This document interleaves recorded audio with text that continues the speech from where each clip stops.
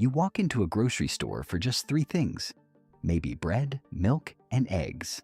That's it. Simple, quick, in and out. But somehow, 30 minutes later, you're standing at the checkout with a full cart. Snacks you didn't plan for. Drinks you didn't need. Offers that felt too good to ignore. And when the total shows up, it's not what you expected. Not even close. And the strange part is, this keeps happening. Not once, not twice, but almost every time you go shopping. You tell yourself you'll do better next time, you'll stick to the list, you'll be more disciplined, but the same pattern repeats itself. And slowly, quietly, your money keeps slipping away in ways that don't feel obvious in the moment.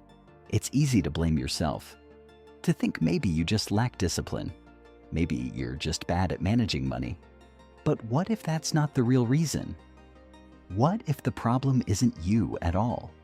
Because the truth is, you're not just shopping, you're being guided, influenced, nudged at every step without even realizing it. There's a system behind how stores are designed, how products are placed, and how decisions are triggered. And there's one specific trick they use that's costing you more money than you think.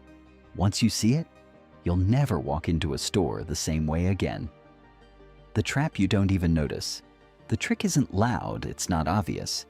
In fact, it's so subtle that most people never question it.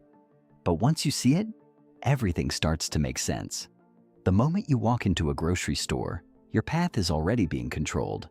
Notice how essentials like milk, bread, and eggs are never placed near the entrance. They're usually at the back. That's not random. It's intentional. Because to get to those simple items, you're forced to walk through aisles filled with things you didn't plan to buy. You walk in for 3 items, but the store makes sure you see 30. Then comes eye-level placement. The products directly in front of your eyes are not there by accident. Brands actually pay to be placed there. And guess what? Those are usually the more expensive options. The cheaper alternatives? They're placed lower or higher, where you're less likely to notice them. So without thinking, you grab what's easiest to see. It feels like your choice, but it was guided. And then there's the buy more, save more illusion. You see a sign, buy 2, get 1 free. It feels like a smart deal, like you're winning. But the truth is, you came in to buy one. Now you're spending more money than you planned just to feel like you're saving. The store didn't lose money. You just spent extra. It doesn't stop there. Look at the size of the cart you're pushing. Have you noticed how big they've become? That's not for convenience. It's psychological. A half-empty cart feels like you haven't bought enough. So you keep adding items to fill it up, even if you don't need them. If you used a small basket, you'd feel full much faster. But with a large cart, your brain tells you there's still space. So you keep going. Now think about what happens as you move through the store. You walk in. You see something interesting. You grab it. Then something else catches your eye. You grab that too. Each decision feels small, harmless. But decision after decision, your brain starts to get tired. This is called decision fatigue. The more choices you make, the less energy you have to resist impulses. So by the time you reach the end of the store, you're no longer deciding carefully, you're just reacting. And that's the real trick. It's not one thing, it's a system. A carefully designed experience that slowly lowers your guard and increases your spending without you even noticing it. And the most shocking part? It works. Every single day. How it drains your wealth. At first, it never feels like a big deal. You're in the store and something catches your eye. Maybe it's a snack, a drink, or an extra item you didn't plan for. It's just $5, maybe 10. You tell yourself, it's not that much. And in that moment, it really doesn't feel like it is. But this is where the illusion begins. Because it's never just once. It happens again the next time you shop. And the next. And the next. That extra $5 or $10 quietly becomes part of your routine. You don't track it. You don't question it. It just blends into your normal spending. But when you step back and look at it over time, the numbers start to tell a very different story. Let's say you overspend by just $10 each grocery trip. If you shop once a week, that's $40 a month. It still doesn't sound like much, but over a year, that's nearly $500 gone. And for many people, it's not even 10, it's 20, 30, sometimes more. That's thousands of dollars slowly leaking out of your life without you ever making a conscious decision to spend it. And here's where it gets even more serious. That money isn't just disappearing. It's replacing something else. It could have been saved, invested, used to build something. Even small amounts, when given time, can grow into something meaningful. But instead, it's being traded for impulse decisions that don't last. Temporary satisfaction in exchange for long-term loss. The painful part is that you don't feel it immediately. There's no alarm, no warning. It's silent. It doesn't hit you like a big expense would. It just slowly chips away at your financial progress, week after week, month after month. And over time, this creates something dangerous. A gap between where you are and where you could have been. Opportunities missed. Investments never made. Financial freedom delayed. Not because of one big mistake, but because of hundreds of small ones that felt harmless in the moment. This is what makes it so powerful and so dangerous, because it doesn't look like a problem until you finally see the cost. Why most people never notice. Here's the part most people don't realize. None of this is accidental. Every aisle, every shelf, every product placement is carefully designed with one goal in mind: to influence your behavior without you noticing it. Grocery stores don't just sell food. They design experiences, and those experiences are built to increase how much you spend, not how much you save. But the reason it works so well goes deeper than the store itself. It's also about how we're wired as human beings. We naturally seek convenience. We don't want to spend too much time thinking through every small decision. Imagine if you had to carefully analyze every item you picked up. Shopping would feel exhausting, so your brain creates shortcuts. You grab what's easy, what's visible, what feels familiar. And that's exactly what the store is counting on. Then there's something even more powerful. Your brain's desire to conserve energy. Thinking deeply takes effort. And when you're walking through a store filled with hundreds of choices, your brain quickly starts to get tired. So instead of questioning every decision, you begin to rely on impulse. You trust what feels right in the moment.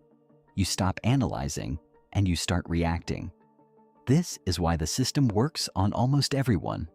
Not because people are careless, not because they're bad with money, but because they're human. And that's important to understand. Because when you don't see the system, you blame yourself. You think, I need more discipline. I need to try harder. But the truth is, you've been placed in an environment that is designed to lower your resistance and increase your spending. That doesn't mean you're powerless. It just means you were playing a game without knowing the rules. And now something starts to shift. Instead of seeing yourself as someone who's bad with money, you begin to see the bigger picture. You realize it's not just about willpower, it's about awareness. About understanding what's happening around you so you can respond differently. This is where the identity begins to change. You're not someone who can't control spending. You're someone who simply didn't see the pattern before. And once you see it, you can't go back to shopping the same way again. How to take back control of your money. Now that you see what's really happening, the goal is simple. Stop reacting and start deciding. You don't need extreme discipline. You don't need to cut out everything you enjoy. You just need a few small changes that put you back in control. It starts before you even enter the store. Always go with a list. Not a rough idea in your head. A clear written list. Because once you walk in without one, the store takes over your decisions. But when you have a list, you have direction. You're no longer wandering, you're executing.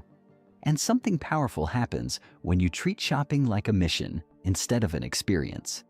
You stop browsing and you start selecting. Another simple shift: never shop hungry. It sounds small, but it changes everything. When you're hungry, your brain becomes more impulsive. Everything looks appealing. Everything feels necessary. That's when you start grabbing things you don't actually need. But when you're full, you think clearly. You choose calmly. You're less emotional, more intentional. Then there's how you move inside the store. Avoid the middle aisles as much as possible. That's where most of the temptation lives: processed foods, snacks, deals, and distractions. The outer edges of the store usually hold the essentials. When you stay focused on those areas, you naturally reduce the number of unnecessary decisions you have to make. And give yourself a limit before you even start shopping. Not based on what you feel in the moment, but something you decide in advance. When you have a spending boundary, your brain starts filtering choices differently. You begin to ask, do I really need this?